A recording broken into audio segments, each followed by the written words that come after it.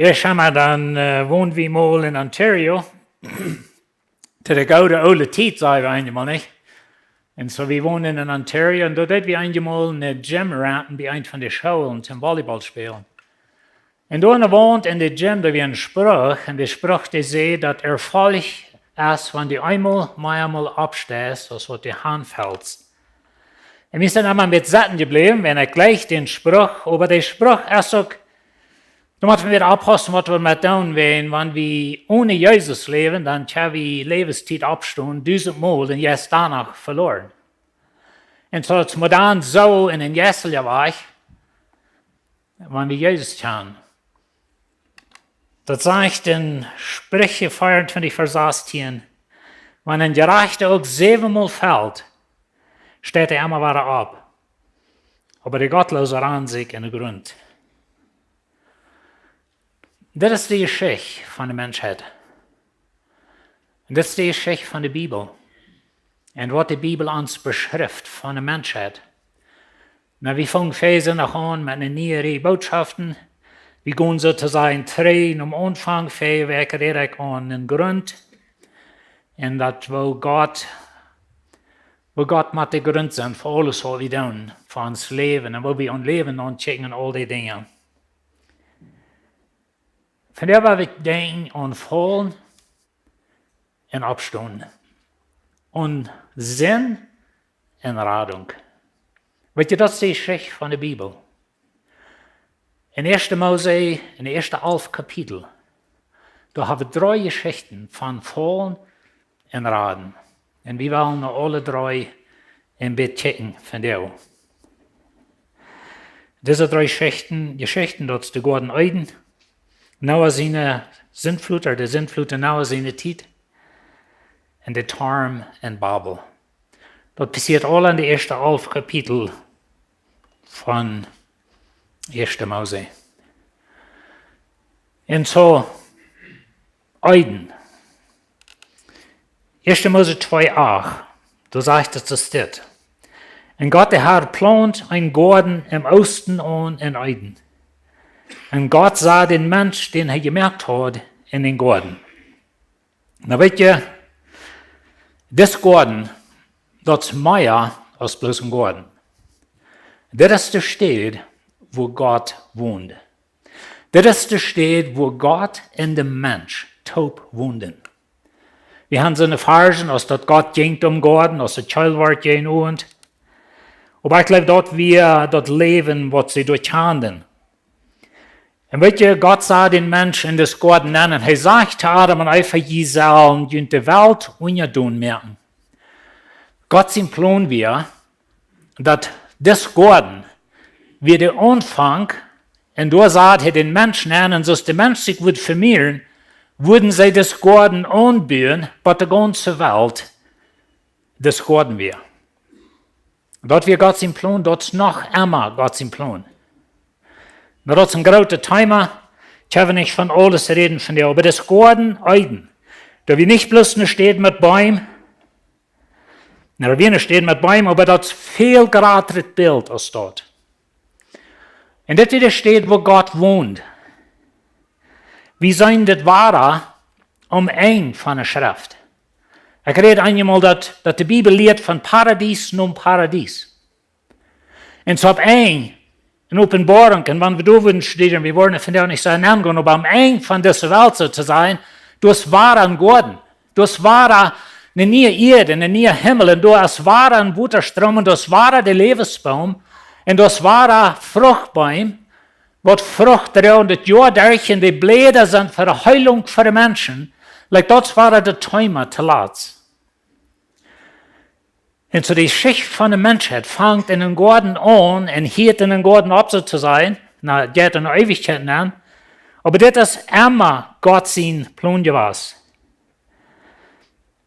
Wie Menschen, viele Werke direkt davon, dass uns Leben ist von Gott, uns Leben ist heilig, aber uns Leben ist auch gemerkt für Gemeinschaft mit Gott. Das wurde du gemerkt bist. Na, wir wollten sehen, kommt dann an, wir wollen davon reden und dort trant dort, aber du bist gemerkt, Tim mit Gott taub sein. Dazu in der Bibel lehrt, dass aus dem Kind Gottes wohnt Gott in dir. Durch den Heiligen Geist. Aber wenn wir dort nicht ein kleines Bild merken, das ist nicht bloß ein geistliches Ding, das ist auch ein körperliches Ding, und dort wurde ganze Lehre von der Auferstehung genannt, und dass wir einen neuen Körper haben mit Gott taub. Das ist sein Plan. Noch immer ja was. Und so wird es von Anfang. Und so fängt die Menschheit an. Unsere Frau ist fertig und wusste geworden. Das ist nicht so wichtig für eine Lösung. Aber mir interessiert das danach. Und wenn mir das interessiert, muss jeder das hören. Aber wie weit Gott kriegt? Wer kann mir glauben über das? Das sage ich da in das Vers, was ich los, dass Gott plant den Garten Osten in Eiden. Und so, wenn der Garten an der Osten kommt, Eiden, das ist uns welches Eiden dann. Dann würden wir sagen, dass wir im Westen. Und dann Luther, dann schickt Gott den Menschen rüber in den Garten. Und dann schickt er den an den Osten. Aber wie glauben wir, wenn er sagt, an den Osten kommt Engel haben, dass die weich nur den Lebensbaum tauers. Wenn wir ein bisschen wieder studieren in der Bibel, dann finden wir, dass die Menschheit, die lebt Osten von den Euphrat-Rifa, von der, wo Irak ist, von der. Dort, wo die Menschheit anfängt. Dort, wo Noah seine Arche will, dort, wo die Tarm zu Babel wird, dort, wo Abraham wohnt, dort, von wo Gott Abraham raubt. Und dann sagt er das, in Abraham seine Geschichte. 1. Mose 15, 18. Den Tag mögt der Herr ein Bund mit Abraham und sagt, ich werde ihnen nur kommen, das Land geben, von der jüdischen Rifa bis den großen Euphrat-Rifa. Dann macht ihr dort, dass Gott jeft Abraham ein Stück Land, was viel gratis ist, als dort, was Israel jemals hat angehört. Na, zu Salomo seiner Zeit, dann wird es so, dass die Länder ganz bis den Euphrat-Rifa, die wären alle unter Israel sozusagen, sie mussten Tax tun in Israel, aber sie haben die Länder niemals regiert. Aber dort wird Gott Abraham versprochen. Mir ist es sehr interessant, die israelitische Armee, ein Aus von der Armee sozusagen, und ich würde gleich mal in Bild hineinleiten, da ist die Soldaten, die haben das Sticker an, und dort ist eine Lohnkarte. Da wird das rot ist, und dort ist das Land von den ägyptischen Rifa bis den Euphrat-Rifa. Und das ist interessant, dass Israel ihre Armee dort an der Map hat von ihrer Soldatenuniform. Wenn das ist der Glauben, das ist das Land, was Gott Abraham gab. So, mein Glauben ist, dass das ist das Land, was eiden wir. Das ist nicht so wichtig, vielleicht nicht für unsere Lösung, das ist bloß ein interessanter Ding. Und auch von der, je weiter dort war, dass der Krieg hat angefangen mit Iran und so eine Dinge, schrecklich viel Menschenleben wurde kosten, so sehr böse Dinge gehen in unsere Welt an. Aber das hat alle zu tun mit Fallen und Raden. Und so Gott hat ein Stück Land. Das soll anders sein. Gott hat ein Stück Land auf dieser Welt. Gleich weg. Und das ist noch einmal sein Land. Das ist auch das Land, wo Jesus wird zurückkommen. Das ist auch das Land, wo Jesus wird regieren. Und in Jerusalem ist der Mittelpunkt von der ganzen Geschichte von der Bibel. Noch einmal von der. Gleich weg. Das ist mein Glaube.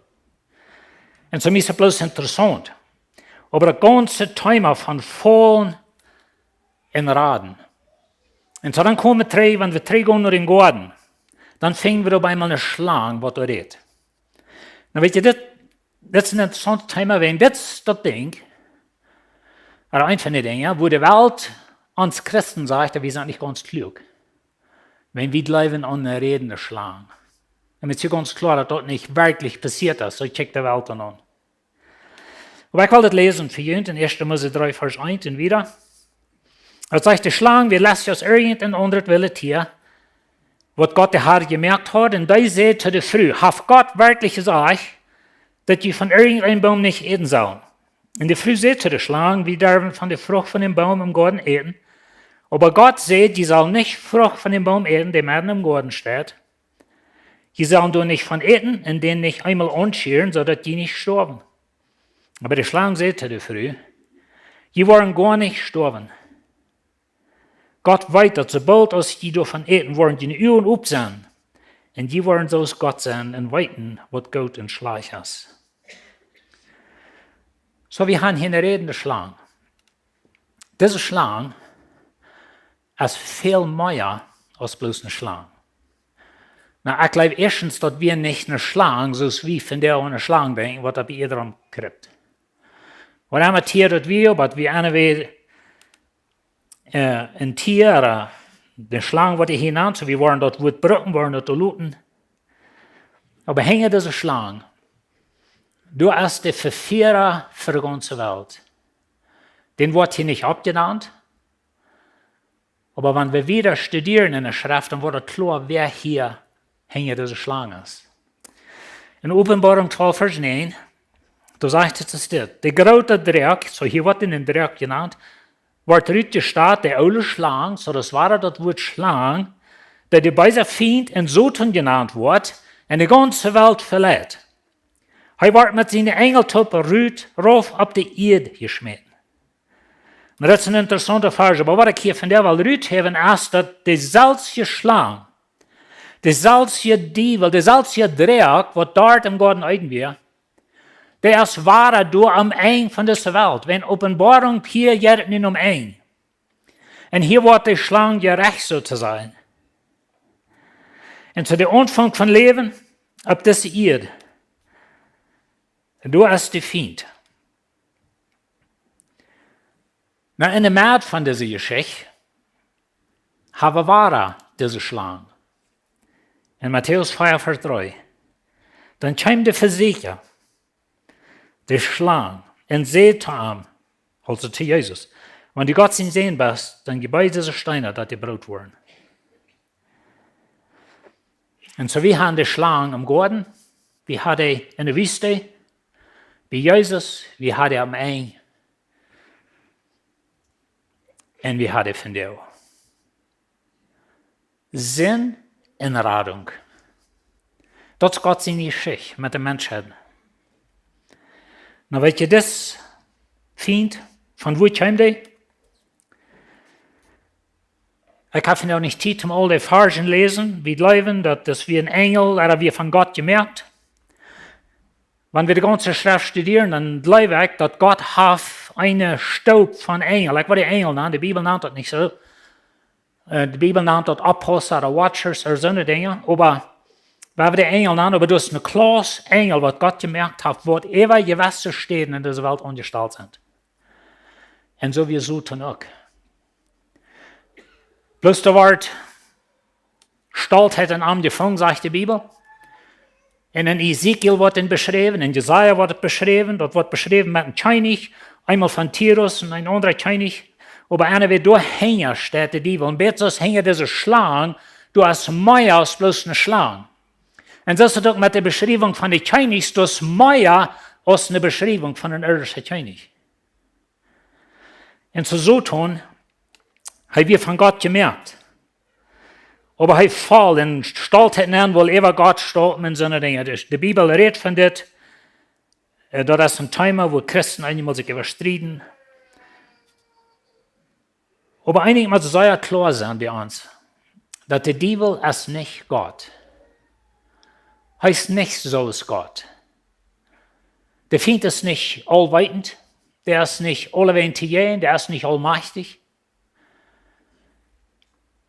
Ich kann so glauben, und da rede ich von das Land, und so wieder, ich kann so glauben, wenn die Bibel sagt, dass du wirst in Eiden, sagt Gott, das ist Engel oder der was fällt. Und so ich kann so glauben, dass der wir angestellt, kriegt dort bei Land, was Gott Luther Abraham gab, für die Gott Eiden wir in das Ganze. Und so das Feind, der ist nicht Gott. Da muss ich sehr klar haben, wenn wir haben jemand ein bisschen Glauben, oder wir tun vielleicht ein bisschen, ich weiß nicht, wie sie Glauben haben, aber wir leben ein bisschen so, als wenn das vielleicht wird der Feind gewesen. Aber der wird nicht. Denn sein Ziel ist bestimmt. Und die Bibel sagt, all die, was am nu folgen, der Ziel ist von dir bestimmt. Wir sind von dir gerecht, weil wir nicht Jesus kennen. Für die Verdammnis mit dem Teufel taub. Noch ein sehr interessantes Ding in dieser Geschichte ist, dass einfach, sie grüßt sich nicht. Wenn du durch den Garten gehst und wie bei einer großen Schlange, was für dich redet, du hast ihm sehr pusten lassen. Aber sei das nicht. Das ist ganz normal. Lest das mal für ihn selbst und denk mal, Eva, dass einfach verteilt hier mit der Schlange, dass wenn es eine normale Unterhaltung ist. Was alle Tag passiert. Na, dort lebe ich erst tot mit der Idee, was ich erst sehe, dass Gott mögt den Mensch mit sich selbst tot sein. Und zu dem Garten Eden, da wir Gott, da wir seine ganze Engelherrschaft, all das, die Bibel nennt das ein Council. Ich will Ihnen zum Versen geben, aber bloß zum Beispiel. In Hiob seine Geschichte. Du sagst, dass die Sehns Gottes, hat Gott sein Council, so some Übersetzungen dort sein, sein Ruht sozusagen, kämpft für Gott. Vielleicht haben wir vertrauen, was sie tun, und du mag als der Diebel. Interessante Geschichte. Na, weet je, Gott braucht nicht Engel, in dieser Welt regieren, aber er hat sich gewählt, das dort zu tun. Nicht bloß dort, er hat sich gewählt, diese Welt zu evangelisieren durch mich und die. Denk du mal lieber. Gott kann Gott selbst tun, aber er das nicht, wenn das, wo er sich gewählt hat, zu schaffen. Aber einfach ist nicht Angst. Dort ist es, wenn das Tier, das Engel, das vor immer mit Artem vertalt, mit denen hat sie auch viel mehr vertalt. Na, das ist möglich, wenn die Bibel sagt, dass es nicht wurde, die will fallen. Das ist möglich, dass er dort fashion, wo fallen, dass sie den kannten, aus dem gouden Engel nicht wieder gefallen und ich habe die Tränen einfach, aber sie kannten den. Das war ich glaube. Und so hat er vertalt mit Eifer. Und verleiht und merkt Zweifeln über Gott und was Gott gesagt hat und was die Folgen worden sind. Das ist noch immer den Teufel sein Spiel mit dir. Aber das ist nicht so schlimm. No, Gott meint das nicht korrekt zu starten. Aber das ist nicht so wichtig, wenn du nicht ganz für Jesus lebst. Oder so. Like all so eine Dinge. Und so hier mank. Können wir so denken, dass, okay, Gott hat dort 2 Menschen im Garten, der hat sich nicht versündigt. Und die sind angehört und gesagt, wo ich nicht die Waschmieten und frisch empfangen. Und da weiß ich nicht. Das ist, dass Gott seine Gnade, und dass Gott sein Plan ist voll, dass der Mensch der fällt und heiratet. Aber er sagt in 1. Mose 3,15, ein bekannter Pfarrer von uns, hat einmal von geredet, er sagt dann, ich war Feindschaft zwischen dir und der Früh, und zwischen deiner Sohn und ihrer Sohn. Er wird dir den Kopf verwunden und du wirst ihm in den Hack verwunden. Na, das ist eine Prophezeiung von einem Erlöser, was dort kommt, von der Frühgeboren, und das geht in Erfüllung mit Jesus. Und das ist ein großes Thema, wo Jesus das in Erfüllung bringt. Aber ich will Ihnen sagen, dass der ganz geradste Thema in der Bibel von Fallen und Raden, das ist Jesus sein Tod und Auferstehung. Der letzte Herr für den Teufel sozusagen, wie Jesus seine Auferstehung. Und so die Bibel ist klar damit, dass das der Grund von uns Glauben und so weiter. Aber Gott verspricht ein Rada. All dort im Garten Eden. Dann werden wir dann wieder lesen in 1. Mose 3, Vers 21. Da sagt dann Gott, der hat mir Kleider von Adam und seine Früh, von Ladasch, und Kleidern damit. Na, wie weit in der Geschichte hat Adam und Eva sie den Blätter taub nähen von Bäumen. Wie denken Sie mit unseren Bäumen, was wir hier haben, was für Blätter wir brauchen? Aber das gibt noch andere Blätter. Bananenblätter zum Beispiel, kostet die von den Engelbüren, wenn du was. Aber das Meier der Hänge aus Kleider von Blätter. Weißt du, was der Hänge ist? deine Worten Verlösung. Alles, was du das. Und das, wo ich erst sehe, dass einmal abstehen aus Fallen, das ist eine gute Idee, aber das ist nicht die Antwort für einen Sender. Du musst Jesus haben. Du kannst die 100-mal Kleider merken selbst. Jetzt danach haben wir verloren. Und so Adam und Eva versuchten, ihre Sinn tot zu denken. Das ist noch einmal der Timer manch uns Menschen. Dass wir uns versündigt, wir weiten dort und wir versuchen dort zu verstärken und dort tot zu denken mit unseren eigenen Worten, mit unserem Geld sein, mit Geld geben, oder mit Armen halten, oder mit einer Zeug fahren. Das sind alles Menschenblätter, was nicht deinen Sinn tot denken. Nicht kommt Gott. Und ich glaube, die Bibel sagt es nicht korrekt, aber ich glaube, dass das wieder das erste Wunder, das erste Opfer soll ich sagen, das erste Opfer in der Bibel, und dass Gott nimmt ein Tier, und er schlachtet, und das Blut muss vergoten. Wenn ohne Blut verjeiten, ja für keine Vergebung für Sinn, sagt die Bibel Luther. Aber das fängt hier an. Und so Adam und Eva wurden gekleidet sozusagen, ihre Sinn wird teuerdag sozusagen, mit einem Betlade von einem Tier, was gestorben wird. Luther in die Geschichte finden wir, dass Kain und Abel kommen da hin und bringen Opfer. Wo in der Welt haben die das her? Die Bibel hat noch niemals von Opfer geredet, aber du. So wir wissen, Kain und Abel bringen einmal einen Tag, dass sie sollen opfern kommen. Und ich glaube, das fängt hier an. Und Gott lehrt Adam und Eva lehren ihre Jungs, dass jemand opfern für jene Sinn. Und das ist Luther der Time in der ganzen Alten Testament. Und dann wird Jesus, was sein Blut verjährt, und das ist noch einmal so, dass deine Sünden sind verjährt durch das Blut Jesu Christi. Dort, wo Gott Abel sein Opfer annimmt, wenn dort hat ein Tier, dort schlacht ein Tier, und kein der nicht, wenn kein brach, war er seine Blätter. Und welche Lied, wenn wir reden von Fallen und Raden, und du bringst deine Blätter, du bringst dein Opfer, du bringst dort, was du glaubst, was mit dir raten, da wird Gott niemals annehmen. Never. Du musst Jesus haben. Und sein Blut steht in den himmlischen Tempel, sagt die Bibel uns. Und ich mir immer so ein Bild, da steht, und kommt jemand mit Blut, und jeder Mal, du die versündigen das, und der Teufel kommt dich verklären.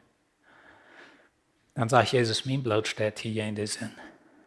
Wenn du dort nicht hast, dann bist du einfach nur Hall. Kreiden, wofern du bist, kreiden, dass du hier nicht zeug besser nicht, kreiden, dass du die anderen Menschen halbst, kreiden, dass du mir so loben das, halt alle kreidlich. Und so Adam und Eva du musst Blut vergoten, und das wird passiert von Gordon wieder. Noch ein Ding, was Gott hat, was eine Radungsgeschichte ist, was nicht nur sieht, aber das ist, dort ist das Adam und Eva, sie müssen in den Garten reden. Sie sollen nicht bei einmal, das ist ein interessanter Teil in der Bibel, sie sollen nicht bei einmal von den Lebensbaum eten und dann für immer leben. Weet je, wo wenig? Dan weet je, der Tod für uns, das ist ein trübe Ding, besonders wenn wir in der Familie gestorben sind, das ist ein trübe Ding. Aber weet je was? Der Tod ist nicht bloß ein trübe Ding, der Tod ist auch eine Radung von einem Körper, was verjährt.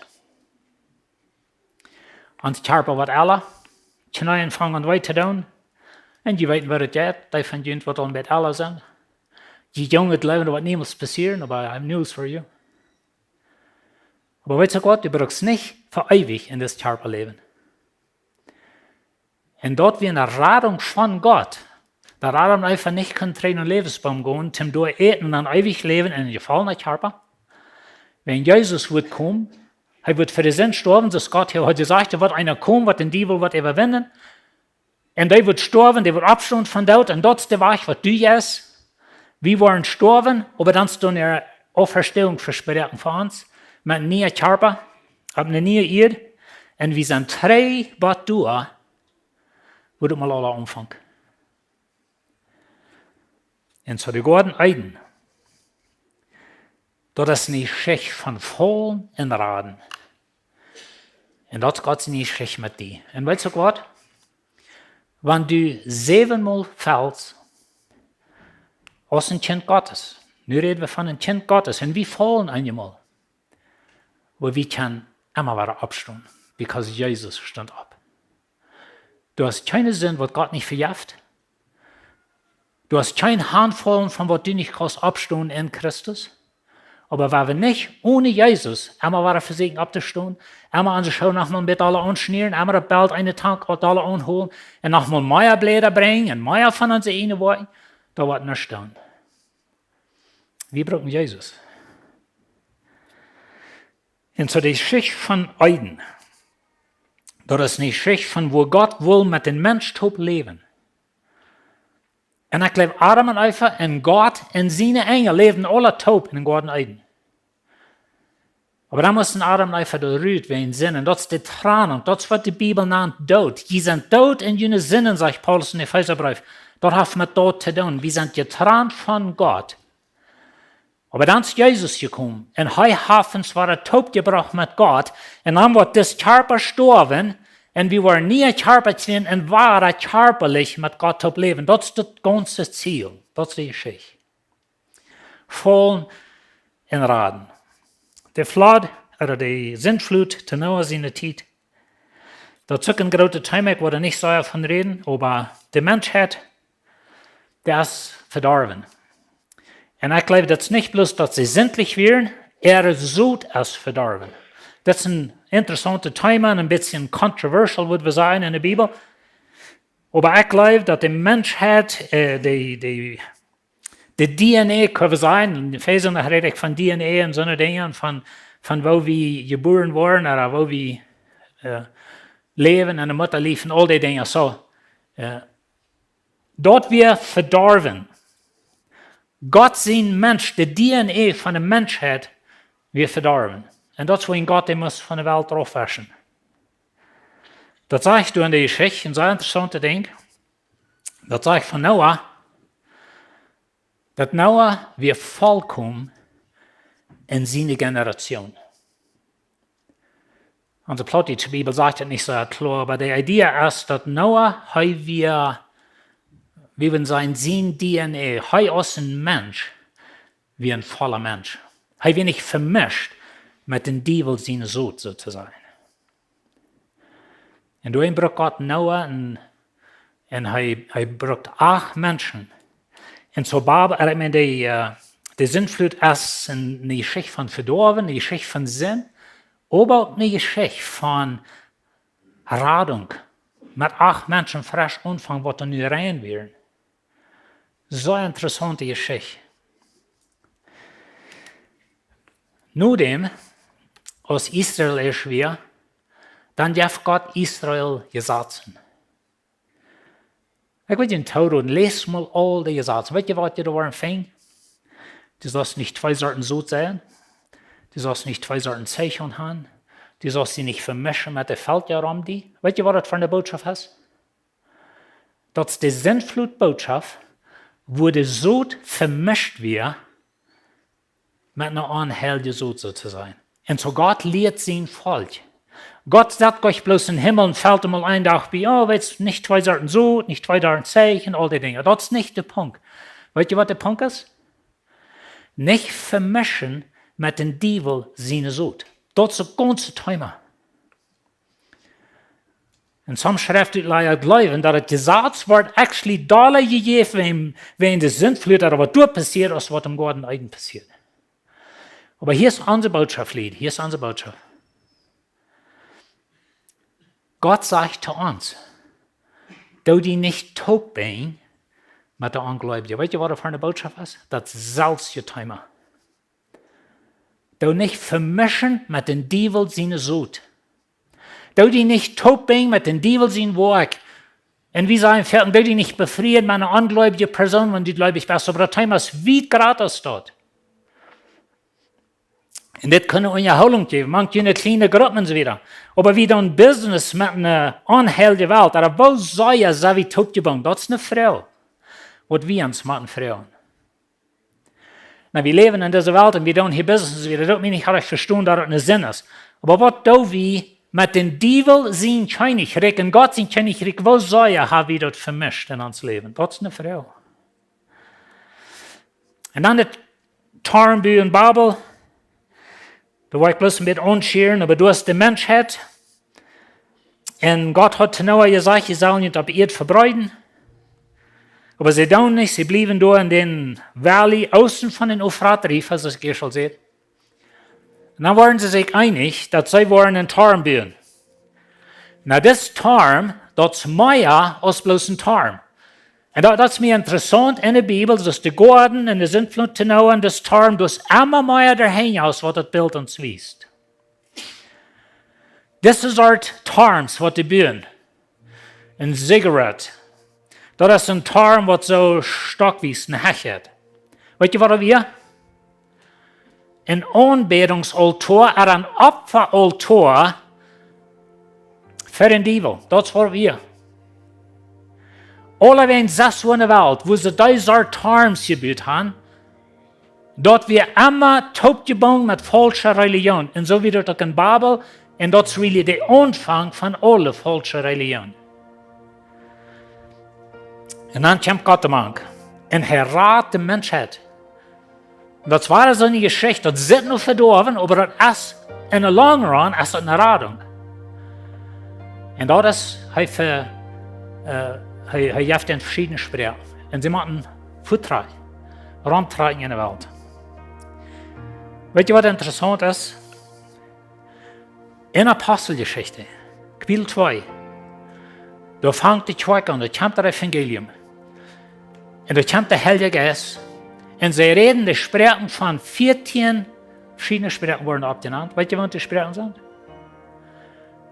Kriegt die in 1. Mose 10, da haben Noah seine Nachkommen, was von den Völkern Länder dort gibt. Und da in der Apostelgeschichte sind die solche Länder, und dort fängt den Osten an in der Apostelgeschichte, von Euphrat-Rifen, Irak, und da in der Gegend, von wo Iran von der aus, von da fängt das an, dann geht es bei Judäa, und dann geht es an der rechten Seite rum, das Mittelländische Meer, und dann kommt der Trigi nach Ägypten und geht an der Südkante rum, ganz bei rum. Die Länder Sprachen, die wurden abgenannt. Und dort sind die Länder in Sprachen, was von Noah kommt. Na, da haben sich über dem in der Welt verbreitet, wie kommt auch von dort. Aber das ist interessant, dass dort, was Gott verspreiten hat, kommt im Evangelium war der Taub. Und so ist eine Radungsgeschichte. Johannes 3,16. Gott ist die Welt so verliert, er läuft die Welt so sehr, dass er seinen einzigen Sinn gibt, dass all die an ihm bleiben, nicht verloren gehen, aber das ewige Leben haben. Das ist Gott sein Plan. Voll in Raden. Das ist die Geschichte von der Menschheit. Offenbarung 11, Vers 15.